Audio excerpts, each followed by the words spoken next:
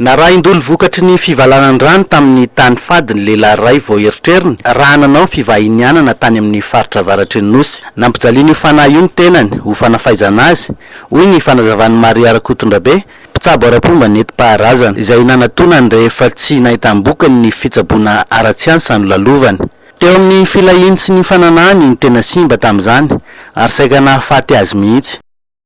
Eto zao misy lehilahy anankiray ohatrany hoe nanao maloto tamin'ny toerana anankiray toerana anankiray nefa tsy eritreretiny hoe toerana tsy tokony hanaovana zay zavatra zay nanao fivalanan-drano tamin'ny toerana anankiray izy de zay nahazahoana le aretina satria le zavatra tompo le tany le lolon'ny tany tompony tany no nanaraka anazy io no namatotra anazy namatotra ny valahany io zavatra io ihany koa na ohatrany hoe tena hoe zavatra tezitra zany nanimba ohatrany hoe nanafay anazy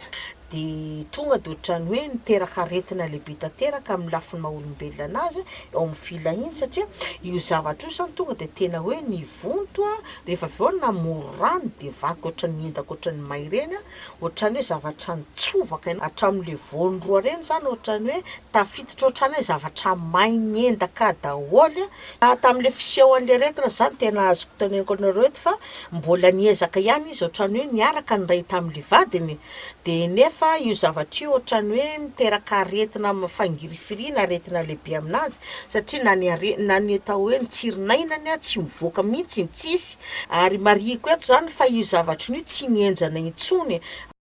Herinandro monja kosa raha efa iray volana sy tapany lazon'ny aretina no nitsabony Maria azy tamin'ny alalan'ny fahaizany ravikazo sy fikirakirana natiora miampy rehefa nampetraka aminy. Nisy raha teo ny alafaditra nanarenana ny Simba News nipetraka tamin'ity lehilahy ity. Anatin'ilay volana sy tapany eto mariako nisinio aretina hita aminy de no nefa niraisiko izy eo amin'ny herinandro monja no nandresako anazy tafaverina moa le zavatra lasa ohatrany hoe miverina mienjana le sitrana ihany koa le izy zany manomboka zao de miverina normal na fiarahan'izy mivatsa rehefa vita zany ny fitsaboko anazy rehefa manomboka sitrana izy tsy maintsy nataoko ny alafaditra aminazy satria ny antony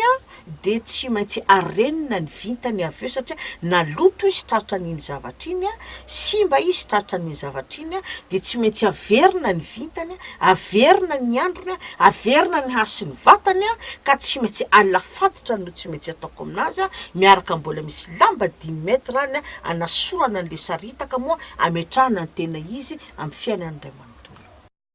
Nanafatra ny tsy anaovana maloto tsy ampiaverana amin'ny fahamaron'ny tany fady eto Madagasikara Maria. Nampafantatra ihany koa fa manana traikefa amin'ny arimbitana sy alamosavy ary ny karazana aretina maro vokatry ny natiora na ny fanany tenany. Madagasikara mbola atao hoe anatin'ny tanomasina maro ny tanomasina maro ny tany fady ary tsika tsy tokony hoe nanao foana na hoe nandotondoto an'izy ireny satria ny tany tompoko de misy tompony kodinina hoe misy zany le toerana tokony azo anaovana an'le zavatra zay misy ny toerana ihany koa tsy tokony anaovana an'izay zavatra zay fa ny lolon'ny tany tompoko de manimba lolon'ny tany de mamono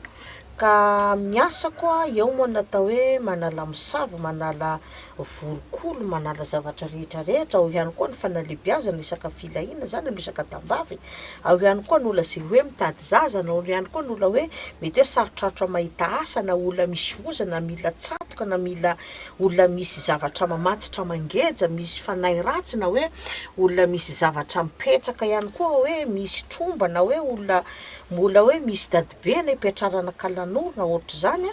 Madame Maria ihany koa mafita an'izay zavatra zay satria efa asantsika hatramin'izay ka hatramin'izao.